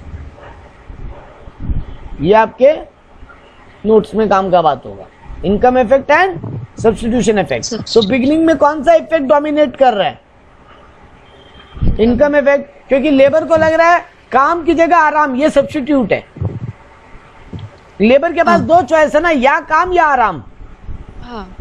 तो यही सब्स्टिट्यूशन का बात करेगा कि किधर जाए लेबर जी। और इनकम इफेक्ट मतलब ज्यादा कमाई मिल रहा है। तो बिगिनिंग में जब आप 4 घंटा काम कर रहे हो तो आपको 100 रुपए दिन का मिल रहा था, अगर हम आपको बोले 8 घंटा काम करो और हम आपको 200 या 250 रुपया दिन का दे देंगे, आप ऑब्वियसली काम करना चाहोगे जी। क्योंकि बिगिनिंग में आपको इनकम का ज्यादा जरूरत है। हाँ। आप इतने ही नीचे वेज रेट पे खड़े हो कि आपका वेज रेट बढ़ाना आपका लाइफ का पहला प्रायोरिटी प्रेफरेंस है। ठीक है, धीरे धीरे आपका जैसे लेबर आवर बढ़ा आपका वेज रेट बढ़ा। जी। If wage rate further raises the worker start preferring leisure than labour as they are much affluent now. अब उसका इनकम अगर ठीक ठाक लेवल पे पहुंच गया, मान लो आप जी। उसको 12 घंटा का काम का 400 रुपया दिन का दे रहे हो, अब उसको जी लग रहा सर। है हमको ठीक ठाक कमाई हो रहा है, अब आप उसको बोलो और थोड़ा काम कर लो, एक्स्ट्रा पैसा देंगे, बोलेगा नहीं करेंगे। अच्छा। उल्टा अब हम 12 की जगह अगले दिन 11 ही घंटा काम करके जाएंगे, हमको 1 घंटा का और आराम चाहिए, है ना। हाँ। इसीलिए सप्लाई कर्व को ये वाला कर्व भी बोला जाता है। ऐसा केस में सप्लाई कर्व कैसा बनता है? Backward bending. याद है सप्लाई में एक पॉइंट पढ़ते थे, बैकवर्ड बेंडिंग सप्लाई कर्व, नहीं याद है? यस। क्या? जब हाँ बोलो। हाँ यानी वेज जब रेट बढ़ने पर भी factors के, लेबर हाँ। सप्लाई कम होने लग गया। जी। जनरली आपका सप्लाई और रेट में पॉजिटिव रिलेशनशिप होता है ना, रेट बढ़े तो सप्लाई बढ़ता है, हाँ हाँ। लेकिन जब रेट बढ़ने पे सप्लाई उल्टा गिरने लग जाए, इसी को बोलते हैं बैकवर्ड बेंडिंग सप्लाई कर। हाँ। यहाँ पर भी ये होने लगेगा, देखो हम लिखा, क्योंकि अब क्या हो रहा है, सब्स्टिट्यूट इफेक्ट स्ट्रांग हो रहा है, सब्स्टिट्यूट इफेक्ट डोमिनेट कर रहा है ना। Yes sir. An increase in wage rate lead to reduction in labour hour. ये होगा, वेज रेट बढ़ने पे उल्टा लेबर आवर कम हो रहा है। Supply curve is negatively slow as substitution effect dominates the income effect.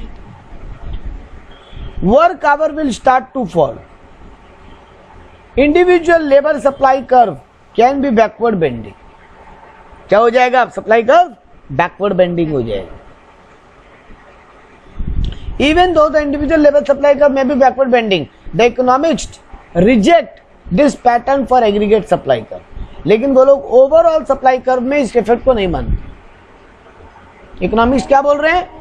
Individual supply curve भले backward bending हो सकता है, जी। लेकिन ओवरऑल एग्रीगेट यानी total supply curve, market supply curve कभी भी बैकवर्ड बेंडिंग नहीं होगा। अरे बाबा, जैसे ही वेज रेट बढ़ने लगेगा और भी लोग तो लेबर करने आने लगेंगे ना। जी। तो यहाँ पर मार्केट में ओवरऑल देखो, एक अकेली अंकिता का बात करें, हो सकता है हम जब अकेली अंकिता के पॉइंट ऑफ व्यू से बात कर रहे हैं तो जी। वो पैसा ज्यादा मिलने पे अब और काम नहीं करना चाहती, हाँ। वो आराम चाहती है, घूमना फिरना चाहती है। लेकिन जैसे ही हम मार्केट का बात किया, यहाँ पे तो और फिर बहुत लोग आ जाएंगे जिनको काम नहीं मिल रहा था। सबका अलग अलग रिएक्शन।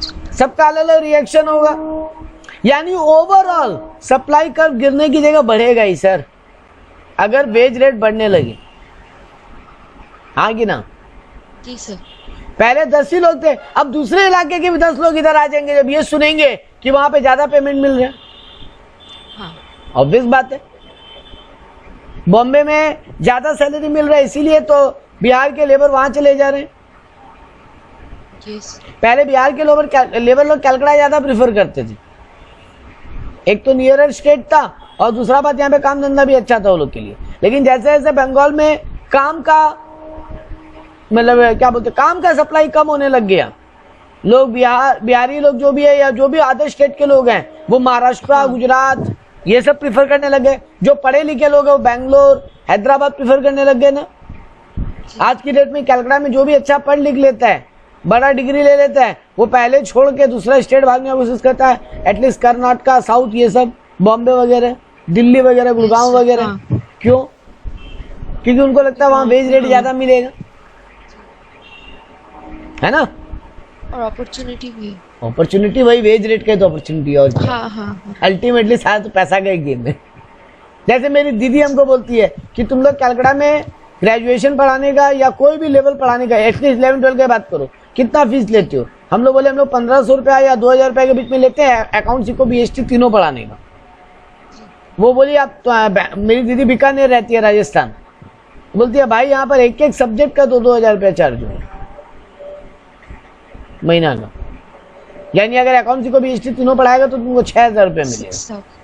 यहाँ पे कितना मिल रहा है टोटल 2000, वहां पर सब्जेक्ट 2000। तो अब ये सुनने के बाद हम हो सकता है ये प्लान कर जाएं कि हम यहाँ से निकल जाएं, वहीं चले जाते हैं।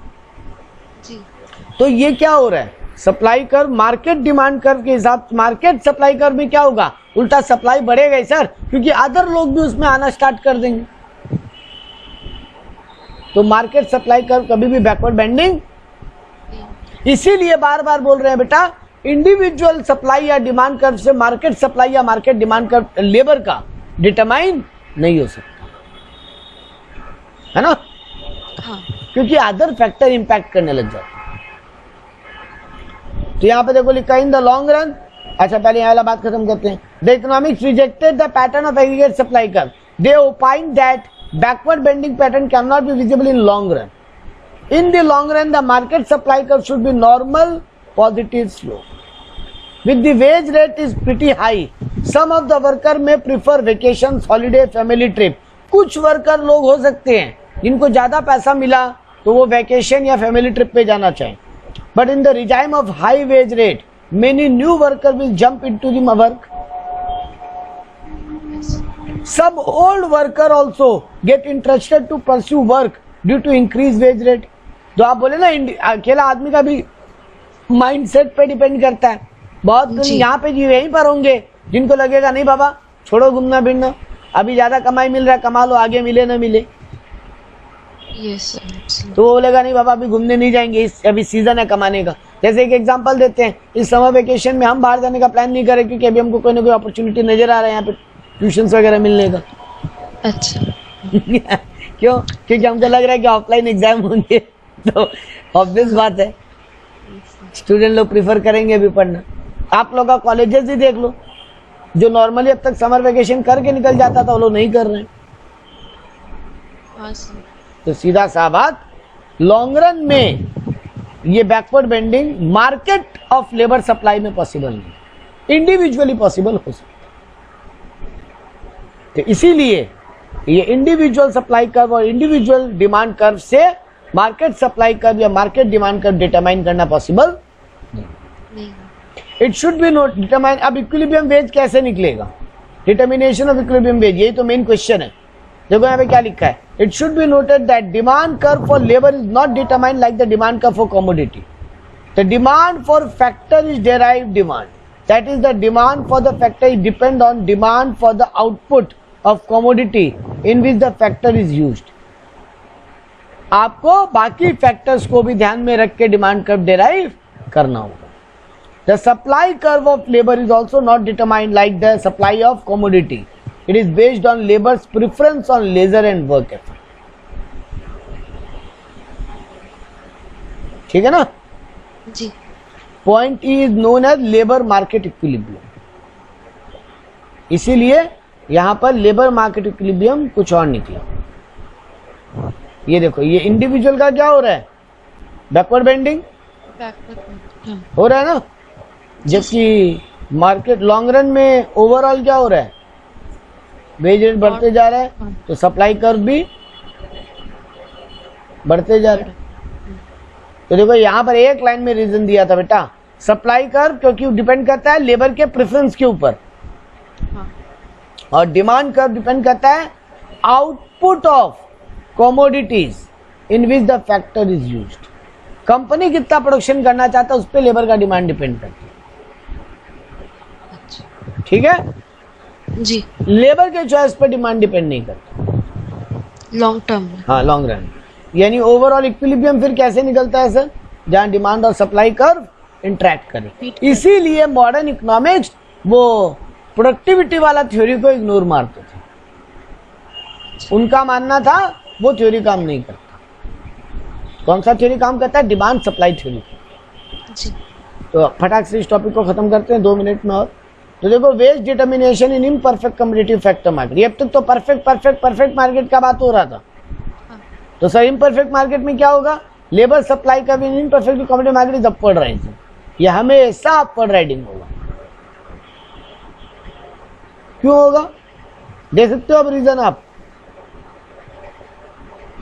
इम्परफेक्ट मार्केट मतलब जहां पे परफेक्ट कंपटीशन नहीं है, वहां पे लेबर का सप्लाई कर्व हमेशा अपवर्ड राइजिंग होगा, क्योंकि एक्स्ट्रा लेबर के लिए एक्स्ट्रा पे करना पड़ेगा। हाँ, और आपके मार्केट में इतने प्लेयर इन्वॉल्व होंगे तो आपको एक्स्ट्रा वेजेस, लेबर कहीं ना कहीं मतलब अपना बार्गेनिंग पावर हाई रख सकते हैं। पैसा बढ़ेगा तभी ज्यादा काम करेंगे, नहीं तो नहीं करेंगे। दूसरा जगह तो मिल रहा है हमको इतना पैसा, ठीक है ना। जी सर। तो यहाँ पर अब काम का बात क्या क्या है, as MRP of labour is MR into MPP, ये फॉर्मूला आपने पढ़ चुके हैं बिगिनिंग में, इसीलिए हम बोले थे वो जो अपने स्टार्टिंग में 3-4 डेफिनेशन पढ़े वो सब जगह काम आएगा। It falls with the rise in employment as marginal physical productivity is diminishing, ये तो अपने बोले थे एमपीपी डिमिनिशिंग होता है। जहां पर MPP MRP equals to marginal wage होगा, वही मेरा मैक्सिमम प्रॉफिट पॉइंट होगा। तो ये वाला कंडीशन जहां सेटिस्फाई होगा, MRP of labour equals to marginal wages, जहां पर ये पॉइंट सेटिस्फाई होगा वही मेरा इक्विलिब्रियम पॉइंट होगा। Marginal revenue equals to marginal wages, ठीक है। M R equal to MC बाबा, ये हर बार एक ही पॉइंट घूम फिर के आता है। जहां पर ये इक्वल होगा वो इक्विलिब्रियम पॉइंट होगा, घूम फिर के लोग यही जस्टिफाई करते हैं। तो देखो ये लोग ये बोला equilibrium is established when MRP equal to MW, MW किसका बोले थे, मार्जिनल कॉस्ट ऑफ वेजेस बोले थे ना। लेबर, लेकिन अल्टीमेटली क्या होता है, labourer receives lesser wages than MRP, ये हमेशा होगा। असली मार्केट में होता क्या है, लेकिन एमआरपी इक्वल टू एमडब्ल्यू होता नहीं है बेटा, होता है क्या? रियल वर्ल्ड में लेबर आपको जितना लेबर का आपका कॉस्ट लग रहा है उतना ही आपका रेवेन्यू होता है बेटा, हमेशा रेवेन्यू ज्यादा होता है रियल लाइफ में, और मार्जिनल कॉस्ट हम कम ही देते हैं। लेबर को उतना पेमेंट हम कभी नहीं देते क्योंकि लेबर का बार्गेनिंग पावर उतना अच्छा नहीं होता है ना। हाँ। लेबर एक एक्सप्लॉयटेड पर्सन है जिसका हर कोई फायदा उठाता है। हाँ। वो उतना बार्गेनिंग पावर, भाई मालिक बोलेगा हम 10 दिन प्रोडक्शन नहीं करेंगे, जाओ भाड़ में, लेकिन लेबर बोलेगा ठीक है 10 दिन काम नहीं करेंगे, लेकिन उसका भी मैक्सिमम लेबर फोर्स तो ऐसा ही है ना जिसका घर का डेली वेज रेट पे चलता है, उसको तो काम करना पड़ेगा अल्टीमेटली, वरना वो खाएगा क्या। देखो ये बड़े बड़े जो मालिक लोग हैं, बिजनेसमैन लोग हैं, मैन्युफैक्चरर लोग हैं, वो लोगों को 10 दिन काम नहीं भी करेंगे तो भूखे नहीं मरेंगे, लेकिन लेबर 10 दिन काम नहीं करेगा तो खाएगा क्या, ठीक बात। तो देखो labour receive lesser wages than MRP, ये होता है रियल वर्ल्ड में। क्यों? क्योंकि हम लोग मोनोपोलिस्टिक एक्सप्लॉयटेशन मार्केट में जीते। तो ये वर्ड एक आपके काम का एमसीक्यू के लिए। इम्परफेक्ट मार्केट में मोनोपोलिस्टिक एक्सप्लॉयटेशन बहुत होता है। इसको रोकने के लिए क्या पैटर्न लाया गया? इसको रोकने के लिए sir case of collective bargaining, labour union बने, ट्रेड यूनियंस बने, जो लोग लेबर का बार्गेनिंग पावर को स्ट्रॉन्ग करने का कोशिश की। बोले हम लोग ग्रुप में होंगे, सब हड़ताल पे चले जाएंगे तो मालिक लोग क्या कर लेंगे, क्योंकि अब तक मालिक लोग को क्या लगता था, अरे 2 लेबर स्ट्राइक पे जाएगा कोई यहाँ से और 2 आ जाएगा, इनका आपस में तो यूनिटी है ही नहीं जी। लेकिन धीरे धीरे ये यूनियन जब बनने लगे तो इनको कलेक्टिव बार्गेनिंग पावर के कारण इसको इक्वलाइज करने का कोशिश किया गया, एमआरपी इक्वल टू एमडब्ल्यू हो। Sometime the labour voluntarily forms an organization to prevent the exploitation by the firm और by the owner. The organization plays an important role in enhancing the bargaining strength of labour is called trade union. Perform, ये लोग, अब ये एक important question MCQ के लिए, ये labour union 2 काम करता है। ये जो लेबर यूनियन बनते हैं ये दो काम करते हैं। Number 1, tries to raise the wage rate, and दूसरा इंपॉर्टेंट काम, various welfare programme for the worker, training वगैरह देना, ये सब काम भी ये लोग करते हैं। ठीक है। Collective bargaining refers to, collective bargaining का मतलब बताया यहाँ पे, negotiation between the employer and the representative of the employ, मतलब वो ट्रेड यूनियन। ठीक है। द ओल्ड स्कूल, अब देखो अब यहाँ पे अलग अलग राइटर्स इस पे डिफर करते हैं। The old school refuted this idea and opined that if the pressurisation by the trade union lead to an increase in the wage rate then the cost of production will rise. कुछ जो economics थे वो ये माने, अलग अलग लोग अलग अलग ओपिनियन दिए कि क्या ट्रेड यूनियन एक्चुअली में लेबर का वेजेस बढ़ाने में या बढ़वाने में सक्सेसफुल होता है क्या। तो यहाँ पे पुराने स्कूल ऑफ थॉट के जो लोग थे वो लोग ये यूनियन कल्चर में नहीं मानते थे। ठीक है। वो लोग बोले कि ना, वो लोग ये बोले कि अगर लेबर का वेजेस बढ़ेगा तो कॉस्ट ऑफ प्रोडक्शन भी तो बढ़ जाएगा। This will lead to escalation in the price, जिसके कारण बाजार में चीजों का दाम बढ़ जाएगा प्राइस और क्वांटिटी डिमांडेड नीचे चला जाएगा, है ना। जी। क्वांटिटी डिमांडेड नीचे जाएगा तो आप एज अ बिजनेसमैन आप सप्लाई क्या करोगे। जी। बाजार में कोई चीज का डिमांड नहीं हो तो आप क्या करोगे एज अ बिजनेसमैन, सप्लाई के लिए। एग्जैक्टली सप्लाई घटाओगे तो प्रोडक्शन क्या करोगे, कम या ज्यादा। तो कम ही हो जाएगा। हाँ, अगर प्रोडक्शन कम करोगे तो लेबर को अल्टीमेटली पेमेंट ज्यादा मिलेगा कम मिलेगा, क्योंकि जनरली लेबर को आप आवरली या पीस रेट के हिसाब से वेजेस देते हो जी।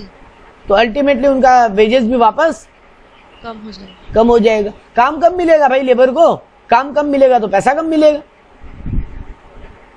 तो पुराने स्कूल ऑफ थॉट वाले ये माने कि अल्टीमेटली ट्रेड यूनियन लेबर का बार्गेनिंग पावर या वेज रेट को इंक्रीज नहीं कर पाते। ठीक जी सर। क्योंकि इसके कारण अनएम्प्लॉयमेंट बढ़ जाएगा। अरे बाबा प्रोडक्शन कम होगा तो अनएम्प्लॉयमेंट बढ़ेगा, बहुत लोगों को काम ही नहीं मिलेगा, and this will lead to fall in the wage rate.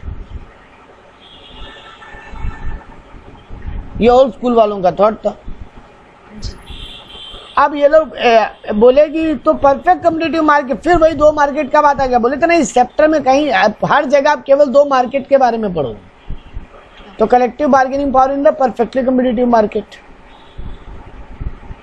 Perfect competitive market में कलेक्टिव बार्गेनिंग पावर जनरली होता है, क्योंकि हर कोई अपना प्रोडक्शन करना ही चाहेगा, क्योंकि बाजार में जिसका सप्लाई कम होगा वो बर्बाद हो जाएगा। तो यहां पर generally average revenue equal to average cost equal to marginal cost होता है। लेकिन अगर प्रोडक्ट का प्राइस सेम होगा तो अगर लेबर को ज्यादा हम देंगे रेम्यूनरेशन तो फिर तो हमारा प्रॉफिट कम हो जाएगा। आप एक्स्ट्रा प्रोडक्शन जो करोगे आप वहां से रेवेन्यू, अरे को एक बात समझो, आपका जो बार्गेनिंग पावर का मतलब ये नहीं है कि लेबर 4 रुपए की जगह 8 रुपए लेने लग जाएगा। 4 रुपए का हो सकता है 4 रुपए 20 पैसा लेगा। और यहाँ पे परफेक्ट कंपटीशन मार्केट में प्रॉफिट मार्जिन लोग कम ही रखता ही है, कि जितना भी हो सके मार्केट को कैप्चर करके रखो, प्रोडक्शन बढ़ा के रखो। हाँ। ठीक है। तो यहाँ पर आपका collective bargaining in the perfect competitive market, देखो यहाँ पर क्या होगा, आपका वेज रेट बढ़ेगा, नया इक्विलिब्रियम पॉइंट बन जाएगा। दिख रहा है? हाँ। आपके इक्विलिब्रियम पॉइंट बढ़ जाएंगे, यानी हर बार नया इक्विलिब्रियम पॉइंट डिराइव हो जाएगा। तो देखो हम यहाँ पे लिखा भी, ट्रेड यूनियन क्या करेगा, पहले आपका VMPL equal to MRP equal to wage होता है, so the initial equilibrium point E0 है मेरा, क्योंकि ये सब एक दूसरे के इक्वल होते हैं ना। तो यहाँ पे मेरा इक्विलिब्रियम पॉइंट E0 होगा। Now let the trade union raise the wage rate, अगर वो वेज रेट बढ़ाते हैं तो कंपनी का नया इक्विलिब्रियम पॉइंट बन जाएगा E1।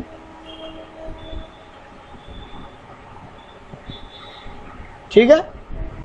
हाँ। अब आप जो बोले initially the intervention of the trade union will lead to the rise in the wage rate with a fall in the employment. अब क्या होगा, एम्प्लॉयमेंट कम हो जाएगा, वेज रेट बढ़ेगा, तो वही बात हो गया ना, लोग कम लेबर रखेंगे। बाय दिस में बट दिस में not and the story, the fall in employment may be a short run phenomena.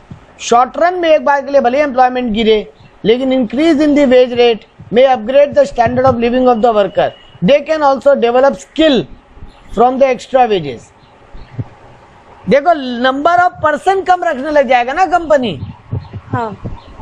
अगर मेरे को 100 लेबर रखता था, उसकी जगह पर 80 लेबर ही रखेगा, भले पैसा थोड़ा ज्यादा दे रहा है 80 को। अच्छा। लेकिन वो 80 धीरे धीरे अब क्या करेंगे, अपना स्किल बढ़ाएंगे, क्योंकि पैसा ज्यादा मिलेगा तो उससे कुछ ना कुछ नया स्किल सीखेंगे जी। अपना क्वालिटी इंप्रूव करेंगे और अपना वेज रेट इंक्रीज करवाएंगे। फिर वो अगले वो बढ़िया लेवल पे चले जाएंगे ना, वो अच्छा स्किल सीख जाएंगे तो वो हायर पोस्ट पे चले जाएंगे। अच्छा, वो तो कुछ ही लेबर्स के लिए मतलब फेवरेबल होगा ना, मतलब। हाँ, तो कुछ लेबर का फेवरेबल हुआ, वो ऊपर चले गए तो नीचे फिर पोस्ट खाली हो जाएगा ना। अच्छा। हाँ। आप अगर जूनियर लेवल मैनेजर थे, मेरा जो आप और हम दोनों जूनियर लेवल मैनेजर थे, मेरा जॉब चला गया, आपका तो रह गया, आपका वेजेस बढ़ गया जी। आप पढ़ाई आप और अच्छा कुछ पढ़ाई लिखाई करके सीनियर लेवल पे चले जाओगे, फिर नीचे पोस्ट वैकेंट हो जाएगा, फिर नीचे लोगों को रखना पड़ेगा जी। तो ये काम होगा।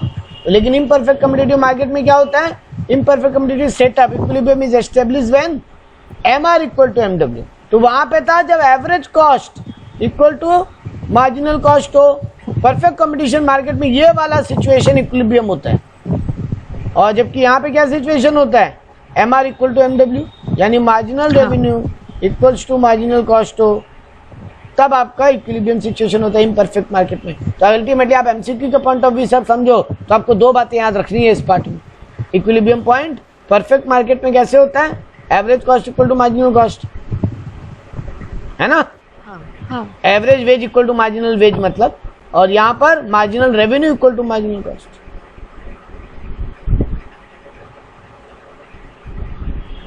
अब एक आगे फैक्टर बोला other of wage of raising the wages. ये एक थ्योरेटिकल क्वेश्चन है, क्या ट्रेड यूनियन सिर्फ मतलब वेज रेट बढ़ाने वाला ही एक ही तरीका फॉलो करता है कि और भी तरीके फॉलो करते हैं?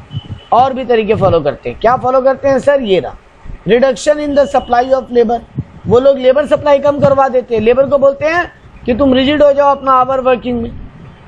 तो देखो पहले मेरा ये सप्लाई कर्व था, अब मेरा ये सप्लाई कर्व बनवा दिया, मतलब सप्लाई कर्व को फिक्स कर दिया ट्रेड यूनियन। ये कर सकता है ना, बोलो मीटिंग करवा के ये बात करवा लिया कि लेबर 8 घंटा से बेसी नहीं घटेगा। हाँ। तो वो लोग सप्लाई आवर को अगर फिक्स कर दे, यहाँ सप्लाई फिक्स का मतलब सप्लाई आवर फिक्स कर देना, क्योंकि लेबर का सप्लाई क्या है, उसका आवर कितना घंटा काम करेगा वो, उसको भी फिक्स करा के वो लोग वेज रेट इंक्रीज करवा देगा। ठीक है। इसके अलावा expansion of demand for labour, market में लेबर का स्किल बढ़ाएगा, लेबर को ट्रेनिंग देगा, उनका वेलफेयर प्रोग्राम करेगा, जिसके कारण लेबर का स्किल बढ़े और मार्केट में उन लोगों को और अपॉर्चुनिटीज मिले। तो ये और दो तरीका है, एक हो गया मालिकों के साथ बैठ के बातचीत करके वेजेस बढ़वाना, और बाकी और अदर तरीका हो गया कि या तो लेबर सप्लाई फिक्स करवा ले या फिर लेबर लोगों को ट्रेनिंग वेनिंग देके उनका डेवलपमेंट करे। ठीक है। हाँ सर।